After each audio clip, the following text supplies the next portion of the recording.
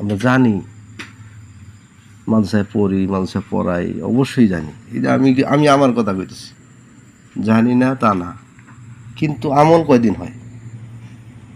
আমল তো ঠিক মতো হয় না। ঠিক ওই যে বাথরুমে যাওয়ার সময় পা কোনটা যায় খবর নেই, মসজিদ থেকে বের হয়ে আসার সময় কোনটা ঢুকে খবর নেই, কিন্তু প্রত্যেক কাজ সুন্নত তরিকা ডান দিকে দিয়ে করা, কোনটা হয় খবর নেই, ইস্তেজার নাই। কি করব, কোনটার পরে কি করবো, জেহেনের ভিতরে ইস্তেজার আসা, জেহেনের ভিতরে স্থির আসা, সেটা নাই। তাড়াহুড়া, খানা খাই, এত খানা খাইলাম, এই 46 বছর কত খানা খাইছি, কি কয়বার দোয়া পড়ছি, আর কয়বার এই খানার ব্যাপারে একটু ফিকির করছি। এটার জন্য এই আল্লাহওয়ালাদের মসজিদ দরকার। আল্লাহওয়ালাদের মসজিদ দরকার। কেন যাবো আল্লাহওয়ালাদের কাছে? কি কারণে? জানি কি কম? তারপরে কেন যেতে হয়?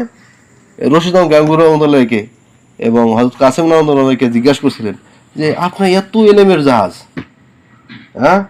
এবং আশাফুল থানবী বলেন যে কি কয়, এই ইমাম সাহাবী এবং ওনাদের সে কম কম কম না, এত পর্যায়ে উঁচু পর্যায়ে ওনাদের এলেম। তারপরে হাজী সাহেবের কাছে কেন গেছেন, অথচ হাজী সাহেব জাহিরিভাবে কাফিয়া পর্যন্ত পড়ালেখা করছেন। এখন সেই রশিদ গাঙ্গুল বলেন যে হাজী সাহেবের কাছে যাওয়ার মাকসাদ আমাদের ভিতর যে এলেম আছে ওর উপর আমলে আইসা যায়, এই আল্লাহওয়ালাদের মসজিদ সাহেবের আমলে আইসা যাওয়া, একটা ইতমিনান দৃঢ় স্থির ভাবে আমি আমল করতে পারি, একটা ফিকির নিয়ে আমাদের ফিকির করা। এই জন্য এছাড়া এই আল্লাহওয়ালাদের মসজিদ ছাড়া, আল্লাহওয়ালাদের সাথে সম্পর্ক ছাড়া আমল করার সুযোগ হয় না।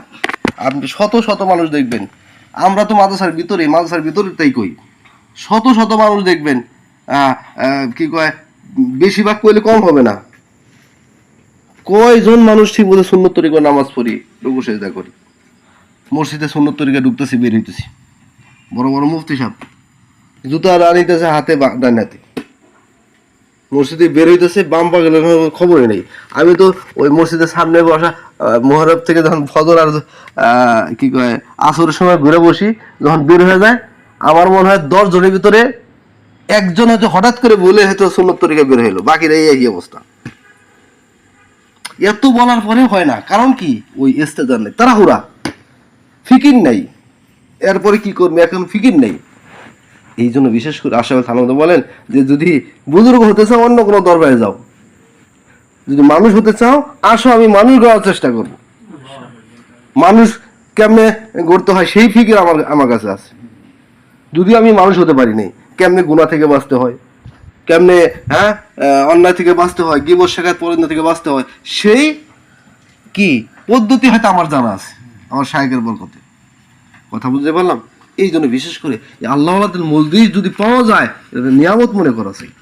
শাহ আহমদ সাহেব রহমতুল্লাহ বলেন যে আমি যদি সবে কদর পেয়ে যাই আর ওই মুহূর্তে দোয়া করলেই কবুল, আমি আল্লাহর কাছে একটা দোয়া করবো, আল্লাহ সৎ লোকের সঙ্গ দান করেন, আল্লাহওয়ালাদের সঙ্গ দান করেন, এইটাই আমি এই একটা দোয়া করে রাত কাটাই দেব।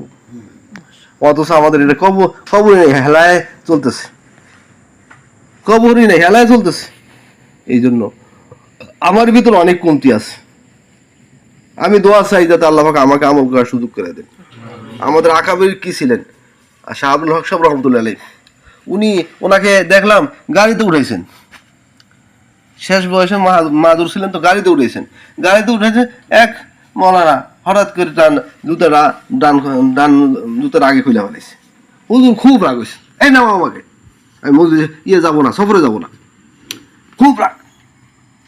তো ওনার খাদে মারছে, কি অবস্থা, কি হলো এরকম, ওই যে দেখা যায় এরকম সুন্নতের খেলা করছে খুব, উনি তাড়াতাড়ি এসে আমার জুতোটা পরাইছেন, যেভাবে নিয়মে ডান পাটটা আগে বাম পাটটা পরে জুতা খুলে পরাইছেন, পরানোর পরে তারপরে একটু হুজুর শান্ত হয়েছেন। জুতা অথবা মোজা দূরে একটা হবে,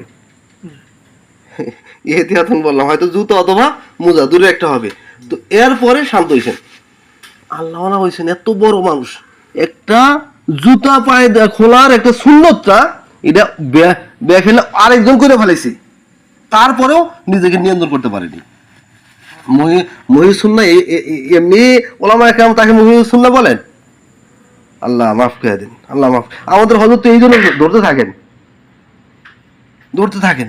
রাস্তায় যাওয়ার সময় যদি থুতুটা একটু ডান দিকে ভালো না, আমার সামনেই এক সাইকুল হাদিস এবং হজরতেরই সাথী, পরে মাশাআল্লাহ হজরতের সাথে হজরতের খলিফা হয়ে গেছে। ভালোভাবে চিনি, অনেকে নাম করলে হয়তো বা খাস মানুষ চিনতে পারবেন। সেই লোক ওই হজরত থেকে সাথে খানকার দিকে যাইতেছে, মসজিদ থেকে ওই থুতু মনে হয় ফালাই থেকে ডান দিকে ফালাইছে। খুব রাখছে, বোখারি সব পড়াইতে দাঁত দাঁড়িয়ে পাইকে গেল। এখনো থুতু ফালানো কোন দিকে শুনুত, এই একটা পর একটা বলতেছেন।